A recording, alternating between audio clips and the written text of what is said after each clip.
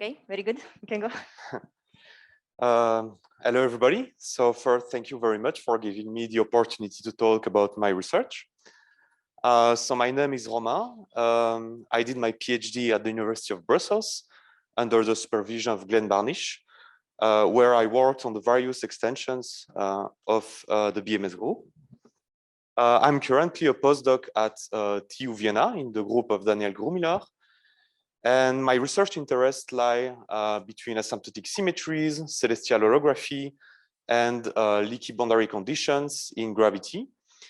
And recently, I've been interested by 2D dilatant gravity and the application of leaky boundary conditions in the context of the black hole evaporation paradox.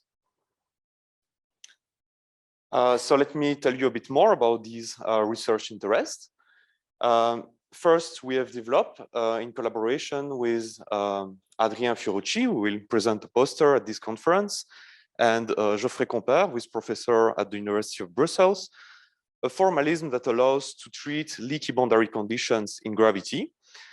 And we've applied it for the various kinds of asymptotics that you can find.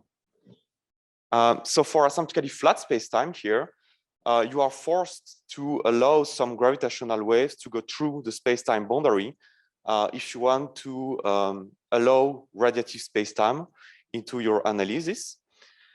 Similarly, in asymptotically de Sitter space-time, if you want to consider generic solutions of this type, you also have to allow some leaks going through your future space-like boundary.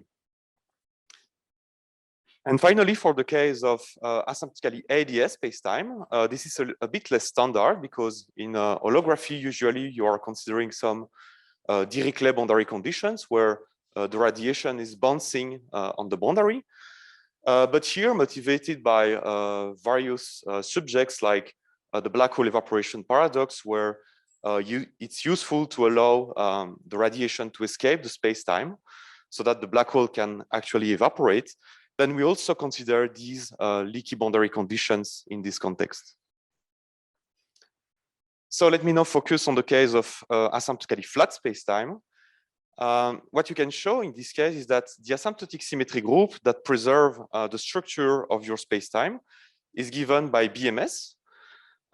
So this is an infinite dimensional enhancement of the usual Poincaré group with the so-called super translations. So the action of the super translation is depicted in blue on this conformal diagram. And recently, some extensions of this group have been considered with the so-called super rotations and Weiss symmetries. And the BMS symmetries have known a renewed interest because of their relation with soft theorems and memory effects. So let me now present the article that I will discuss in the poster. So this is based essentially on the work that I did with Laura Donnet. And the goal here was to relate the analysis of asymptotically flat spacetime that I presented just before with this celestial holography proposal. So basically, celestial holography is a proposition for flat space holography, relating asymptotically flat spacetime in 4D gravity with a 2D celestial CFT. So you can show that if you have the right prescription for the BMS fluxes associated with the symmetry, the BMS symmetry, these fluxes will form a representation of the BMS algebra. And from this algebra, and using the relation between the BMS fluxes and the celestial CFT operators, you can write some correlation functions, some OPE, between these celestial CFT operators. And for example, you can write these OPE here, which contains information about the subleading soft theorems and the leading soft theorems, but written in terms of celestial CFT currents. So I invite you to come to my poster presentation to have more information. Thank you very much.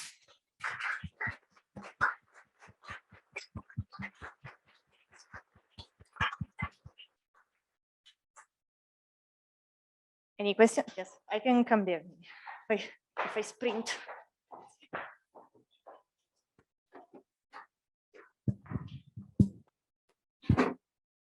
When you consider this leaky boundary condition in anti-de Sitter, from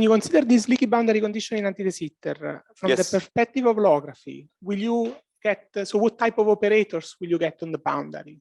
The ones that violate the unitary bounds, or so the CFT will be non-unitary?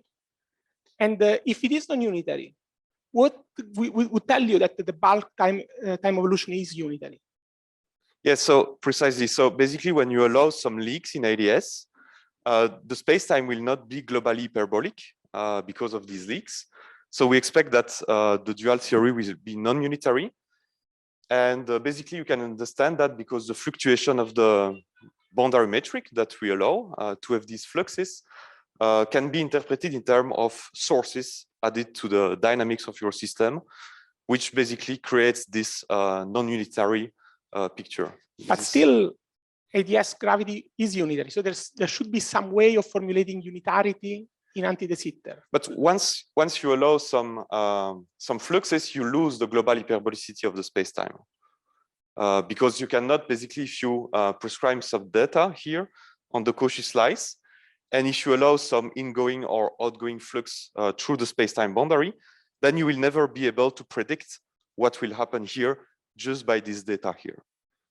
So you have really the parallel of the loss of unitarity and this I see. No, loss of because globally there is I mean, this kind of leaky boundary condition happen in the Sitter, and in the Sitter we know how to translate into a non-unitary CFT a bulk gravity evolution which is unitary. So I was wondering if there was some analogous understanding in anti-de Sitter. Yes, in the Sitter, the situation is completely different here, because here it's really along the time evolution that you have some fluxes, while in the Sitter this is really in the far future, and you are really you really need to have these leaky boundary conditions because you want to have generic solutions in your space-time. If you kill the radiation here, you will basically eliminate most of the solution of the Cauchy data that you can I think we can discuss it later, but in the Sitter we know what is unitary, yes, sure. Even if the CFT is non-unitary. Yes, okay, we can discuss more. Okay, we can give Romain another round of applause. Thank you.